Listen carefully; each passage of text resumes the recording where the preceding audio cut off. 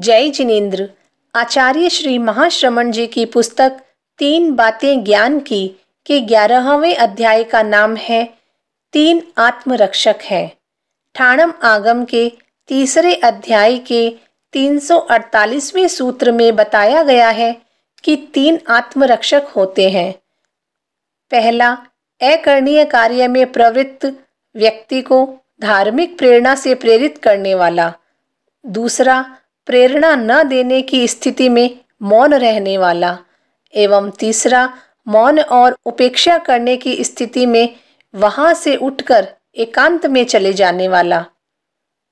कोई व्यक्ति गलती कर रहा है, प्रमाद कर रहा है, अकृत्य कर रहा है और दूसरा व्यक्ति उसे गलती करते हुए देख रहा है। जो व्यक्ति गलती देख रहा है उसका क्या कर्तव्य बनता है? इस संदर्भ में इस अध्याय में 3 उपरोक्त समाधान दिए गए हैं। पहला आत्मरक्षक है धार्मिक प्रेरणा देकर समझाकर प्रमादी व्यक्ति को उस काम से निवारित करने का प्रयास करना चाहिए।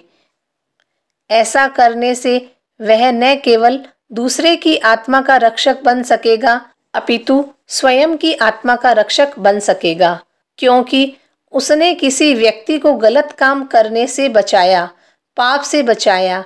यह एक अच्छा काम हो गया। उसने स्वयं की आत्मा को भी पाप से बचाया और अच्छे काम में लगाया। इससे निर्जरा हुई, अपनी आत्मा की रक्षा हो गई। यदि प्रेरणा देने पर भी कोई न माने, 2 बार 3 बार कहने पर भी वैसा ही गलत काम करता रहे और ऐसा लगे कि ज़्यादा कहने में कोई लाभ नहीं है, तो आत्मरक्षक व्यक्ति को मौन हो जाना चाहिए, क्योंकि आत्मरक्षक व्यक्ति कुछ कहेगा तो संभव है कि गलती करने वाले व्यक्ति को गुस्सा आ जाए, वह कलह करने लग जाए। इससे वैमनस्य भी बढ़ सकता है। आत्मरक्षक व्यक्ति को स्वयं को भी गुस्सा आ सकता है, आवेश आ सकता है। इसलिए शास्त्रकार के अनुसार मौन हो जाने से आत्मरक्षक व्यक्ति के स्वयं की आत्मा की रक्षा होगी। गलती करने वाले व्यक्ति को और अधिक गुस्सा करने का अवसर नहीं मिलेगा, वह भी और अधिक पाप करने से बच सकेगा।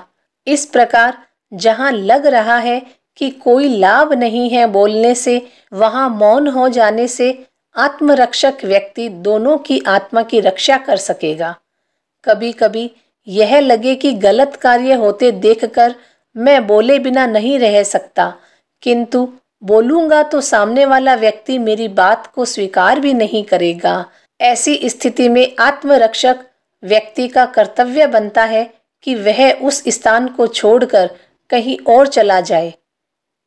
यह सामूहिक जीवन में एक सुंदर और अनुकरणीय प्रकल्प है।